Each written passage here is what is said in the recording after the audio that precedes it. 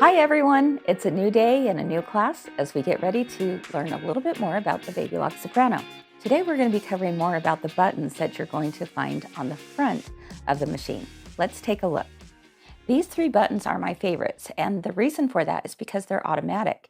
In fact, when we engage them, you're going to notice a blue light that comes on letting us know that that feature is activated.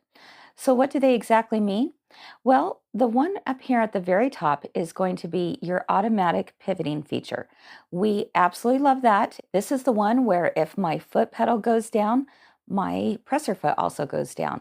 As my foot pedal comes up, the presser foot goes up. And we'll do some exercises with that in just a minute. This next key right here is the automatic reverse reinforcement key. This tells the machine that I want to automatically tie off my stitches at the beginning or at the end, whatever I decide to have that be at and what I've had it programmed to be. And that is a wonderful feature as well. Finally, we have the automatic thread cutting key. This is going to cut our threads at the end of a stitch. Now, this in conjunction with the automatic reverse key, those two are like a beautiful marriage going hand in hand. And I'll show you why that is in here in just a minute. You're going to also notice that if you touch the scissor key, automatically the automatic reverse reinforcement key is also used in conjunction with that. Now I can use this without the scissor key, but just know that if I do hit the scissor key, that means that both of them are selected at the same time. All right, let's take a look at the machine, what's happening under the needle when I press each of these keys. First off, I have the pivot key. Let's take a look. Once again, when I put my foot pedal down, this is going to go down. But I do want to point out one thing. Let's take a look at and see what happens when I put my foot pedal down. And oh, did you hear that? I got a little warning message. Let's take a look back at the screen. And it says, use the presser foot lifter button to lower the presser foot. You may be wondering, well, why is that when I already automatically engaged the automatic pivot key? Well, the reason for that is because at the very beginning, when we begin the stitching, yes, we do have to come over here and put that foot down. All right, so once I've done that the first time, I don't have to do it again as long as I've kept my stitches moving. I can stop here. Now you see that the automatic pivoting feature has been engaged, and I can turn my fabric. And so I put my foot up on my pedal, turn my fabric, and continue sewing. All right, so I just want to make sure and make note of that because I know sometimes that can be a little confusing. I'm going to go ahead and cut my threads.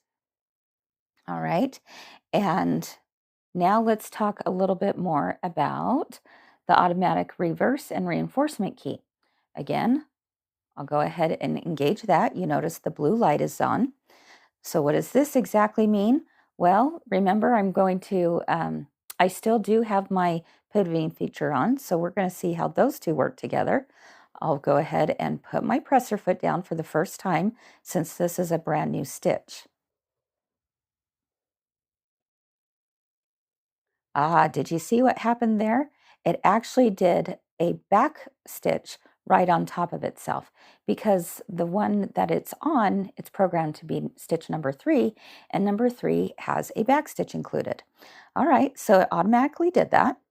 Now I'm going to keep going, and it's not back stitching yet because I haven't told the machine that I want it to back stitch. So in order to tell the machine that I want it, I'm going to go right up to where my back stitch button is and just hit it once. It will automatically do that tie off. Now I do have to use my scissors to be able to cut those threads. Finally, when I have all three working together, this is when it gets really cool. All right, so once again, I have automatic pivoting, I have automatic reverse, and automatic thread cutting key. Let's go ahead and see what the stitch does. I put my presser foot down and begin to stitch. Now again, I want you to notice it's going to do a back stitch on top of itself at the beginning. There we go. I move forward, I sew. When I'm ready to end, I'm going to just touch the back stitch one time. And my foot is off of the pedal. I don't even have to be putting some gas there. It cut it and even lifted the presser foot. So all of that's done as one very simple stitch out.